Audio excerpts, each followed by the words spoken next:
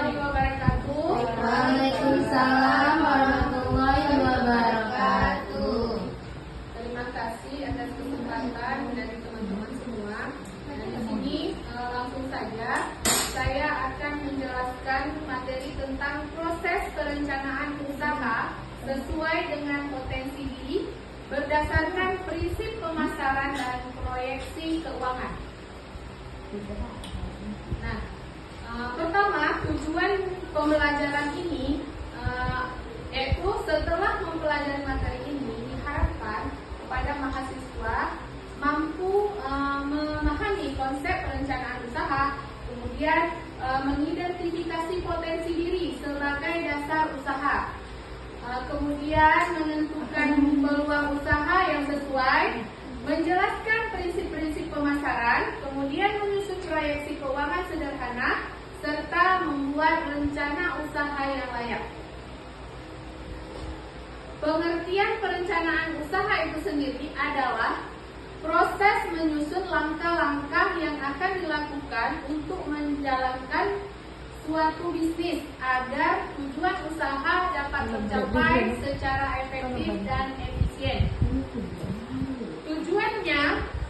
Tujuan perencanaan usaha ini adalah yang pertama, mengurangi resiko usaha, misalkan resiko kegagalan atau yang lain-lainnya. Kemudian menentukan arah bisnis. Jadi sebelum melakukan usaha, tujuannya itu kemana? Mau sekedar usaha segitu saja atau mau memperluas, itu tergantung kepada cara kita menentukan arah bisnis kita itu sampai di mana. Kemudian menjadi pedoman pelaksanaan usaha. Kemudian memudahkan memperoleh modal. Dan tujuan yang terakhir adalah meningkatkan peluang keberhasilan. Mengapa harus dimulai dari potensi diri? Teman-teman mungkin ada yang tahu kenapa harus dari potensi diri kita dulu. Baik, di sini kami jelaskan kenapa harus dari potensi diri kita. Karena potensi diri adalah kemampuan, keterampilan, minat, bakat, pengalaman, dan sumber daya yang dimiliki seseorang. Contohnya, seseorang misalnya siapa Abila suka memasak misalnya. Nah, itu bisa membuka peluang untuk berjualan makanan atau goreng-gorengan seperti itu. Kemudian suka menggambar. Seseorang yang punya bakat suka menggambar, ya bisa membuka juga peluang usaha. Bisa jadi dia menjadi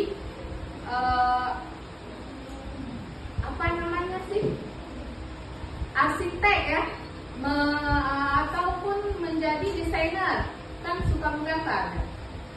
Kemudian mahir menjahit. Nah, ini juga bisa membuka usaha fashion.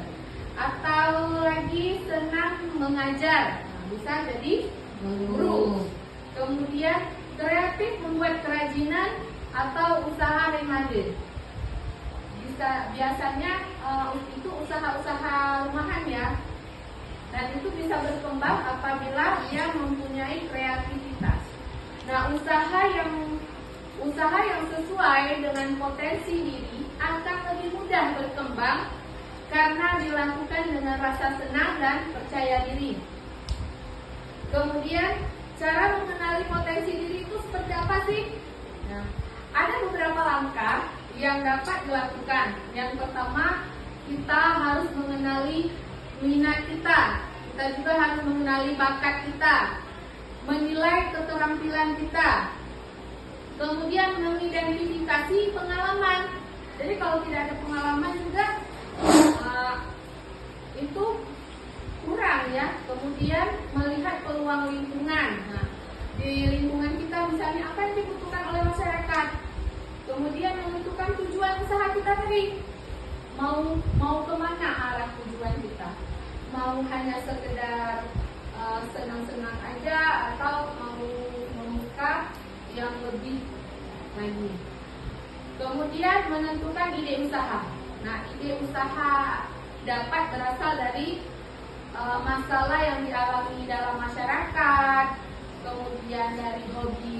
kita itu sendiri, kemudian dari pengalaman pribadi, atau mengikuti tren pasar, kemudian teknologi atau kebutuhan sehari-hari. Contohnya potensi diri, dan contoh ide dari potensi diri itu sendiri, misalnya pandai membuat kue seperti yang saya jelaskan tadi, seperti bilang misalnya dia suka memasak atau suka membuat kue. Nah, peluangnya banyak orang yang membutuhkan snack.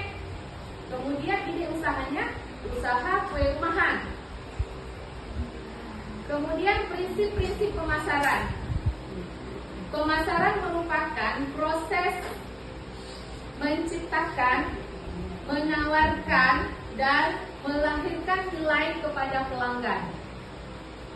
Memberikan nilai pada pelanggan. Prinsip utama pemasaran yang pertama adalah mengenali kebutuhan konsumen. Jadi kita harus tahu apa yang mereka butuhkan, apa yang mereka mau. Kita harus membuat sesuatu itu yang memang dibutuhkan oleh orang banyak. Kemudian memberikan nilai yang terbaik. Kemudian membangun hubungan baik dengan pelanggan. Jangan misalkan dia pesan kue misalkan hari ini. Jadi kita harus membangun hubungan baik dengan pelanggan tersebut. Dengan cara apa? Dengan cara menjaga kepercayaannya. Dia sudah memesan kue kepada kita, jadi kita harus buat seenak mungkin, sebaik mungkin, dan sebersih mungkin. Dengan demikian, pasti pelanggan tersebut akan balik lagi kepada kita, beli lagi ya Kak Mita ya, gitu kan. Kalau udah percaya pasti mau lagi kan. Kemudian kalau udah dirasa kalau udah dirasa enak gitu kan, pasti dia mau lagi. Kemudian menciptakan kepuasan pada pelanggan. Nah, seperti itu tadi, soal rasa, nggak pakai pemanis buatan, pasti orang mau lagi. Tapi kalau sekali dimakan udah ada pemanis buatannya, pasti besok dia nggak mau beli lagi. Dan itu pasti. Ya Kak Mita, kita yang udah pengalaman jual kue.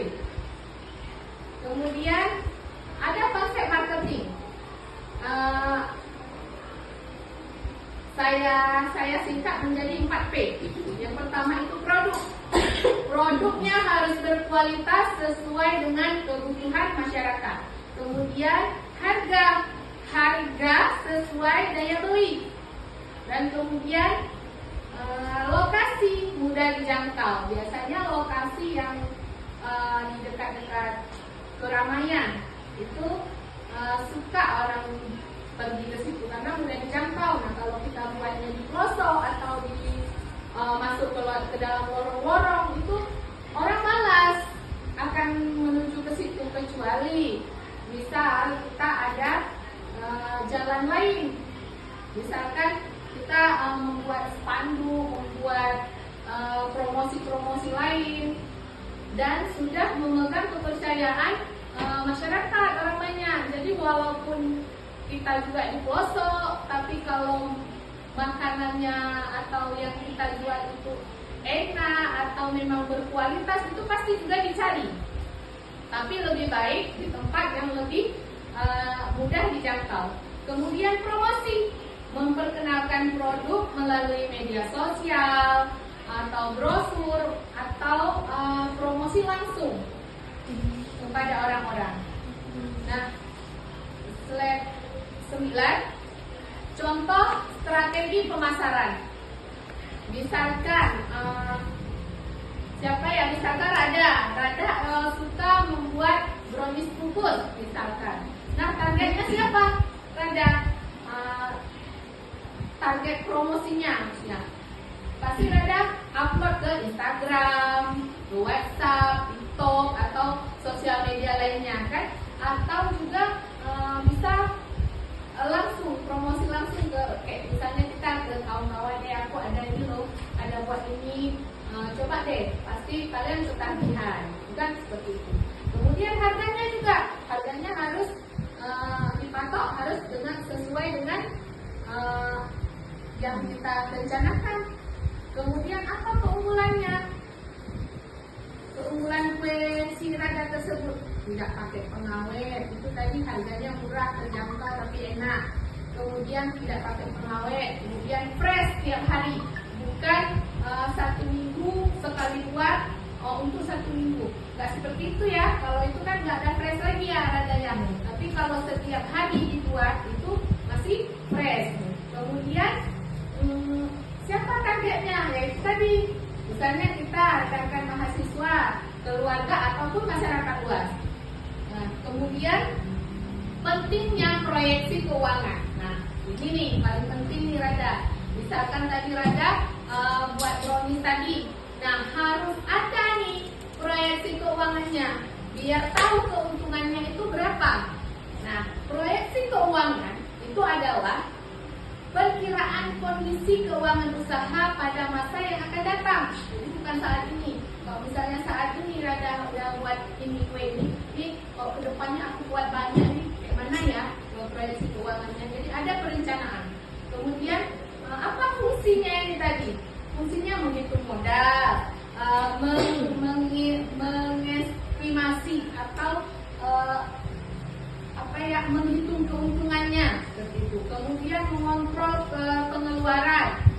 Jadi enggak juga pengeluaran udah beli udah nggak dihitung ya, harus dihitung juga.